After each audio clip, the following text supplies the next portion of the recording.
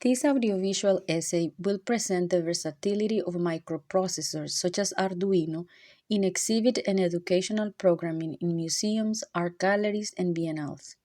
While centered in the European context, this essay doesn't aim to be comprehensive, but rather representative of the many ways artists and educators have conceived and continue exploring the possibilities of microprocessors beyond the STEM education that has been practiced in classrooms as part of the curricula for some time. This essay will propose that microprocessors have been integrated into the design and implementation of interactive installations in which users participate in a process of critical awareness, often revolving around three main topics: human machine interaction, environmental degradation, and to a lesser extent, heritage preservation. Worth noting, such learning opportunities with microprocessors occurred outside of official museum educational programming. This situation suggests the potential applications of microprocessor for museum education in the future. Before we explore how microprocessors have been integrated into museums and art exhibitions, it is important to briefly contextualize these interactive pieces within a larger movement in which engineering combines artistic inclinations. While this dates back several decades ago, the movement has gathered a renewed impulse with more contemporary initiatives. For instance, the Maker Faire movement based in Rome organizes annual technology fairs to, quote, promote digital culture, creativity, and innovation, end of quote, and involves contributors ranging from individual inventors to educators, schools, researchers, and startups to prototype and provide solutions through art. According to the Maker Faire website, makers, quote, use technology as a creative tool, blend different disciplines without asking for permission, and tackle real world problems with curiosity, courage, and expertise, end of quote. For the creator team of Arduino, the microprocessor, quote, designs, manufactures, and support electronic devices and software, allowing people around the world to easily access advanced technologies that interact with the physical world. End of quote. This connection between humans, machines, and the external environment constitute a key principle in the art pieces that we are going to explore in this essay. The first example is a 2017 art installation at the Center for Art and Media Karlsruhe by Robin Baumgarten titled Wobble Garden. This installation was part of a permanent exhibition on video games that took up the gallery Creative and Aesthetic Games for the revolutionary approaches to gaming medium and their use of novel interfaces. This installation won the Audience Award of the Maze Festival in Berlin in 2018. Wobble Garden combines 36 sensing metal springs with reactive LED lights that are connected to an Arduino controller. Visitors play with a tactile and visual grid. Each time one spring senses movement, the LEDs light up. The Arduino controller records the movements and forwards them to a computer, making this garden a solo or group game. Arduino serves as a platform to run different interactive animations and games like Rainbow Frog, where visitors tend a little frog in a lit garden during changing seasons, or Spring Football, a three-player game where flickering a spring represents hitting a ball. Let's hear the designer Robin Baumgarten explain a bit about the design process. Hey, so here is my new controller Wobble Garden, and it's made out of 36 springs with 36 LED rings around it. Each of the springs has a little vibration sensor inside, so when you twang them, things happen. And internally, it's basically just a lot of wires down here, and there's some multiplexers here that send the data over these Ethernet cables to two Arduinos over here.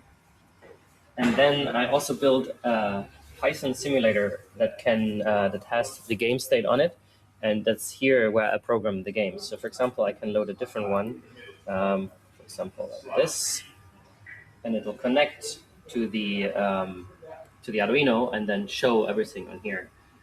So, for example, this is like a little prototype game we've built.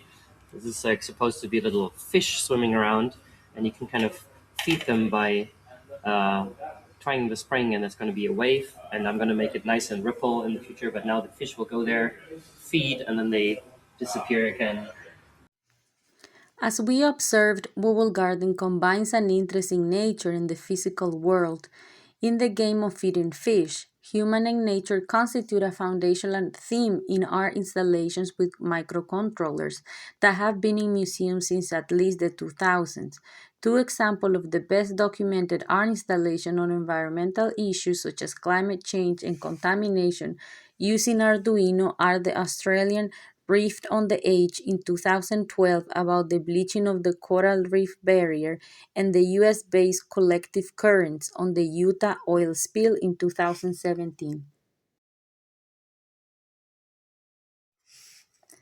Wonderbox is an interactive ecosystem pavilion created as a prototype of sustainable architecture for the first Inhabits Milan Design Village in 2017.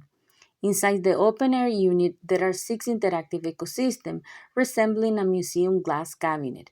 They are equipped with an Arduino microcontroller whose sensor for external data, such as light, proximity, humidity, temperature, and movement, convert into music the main vital signs of plants and insects that are then listened to with headphones and a mixer.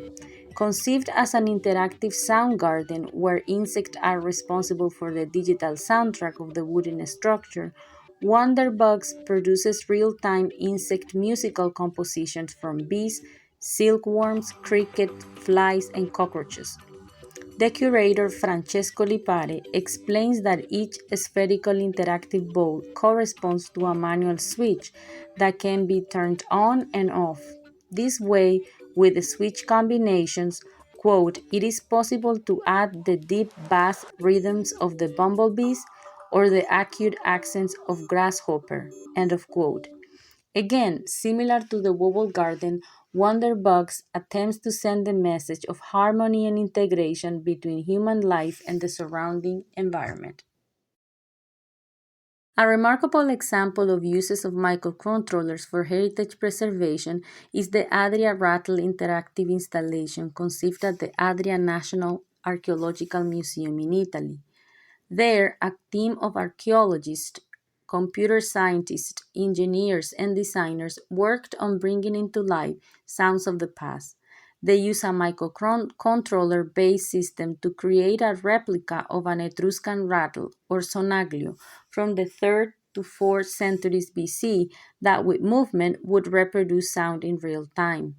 Keeping in mind the importance of multisensorial museological experiences, the team envisioned a rattle that not only looked like the original, but that would provide enough historical context to appreciate the cultural practices of the region as part of a shared heritage.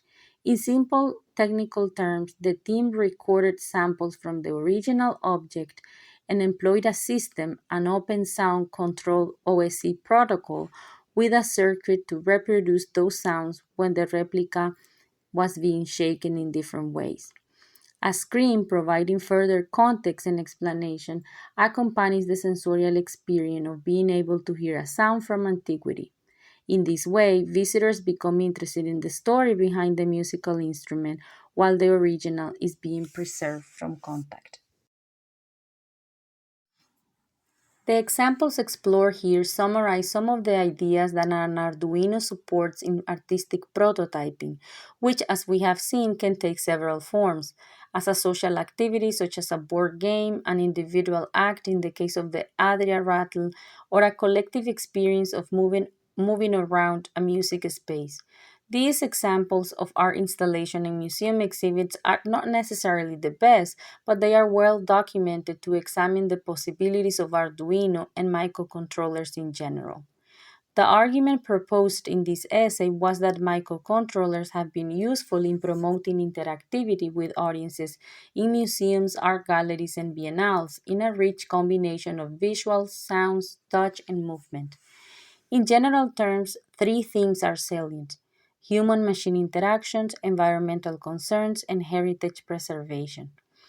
Scholars have commented that this is a form of, quote, edutainment, end of quote, that creates educational opportunities on critical issues, such as coral bleaching due to ocean warming, while engaging users. This is often done through artistic visualization, sonic architecture, and a physical object printed in 3D.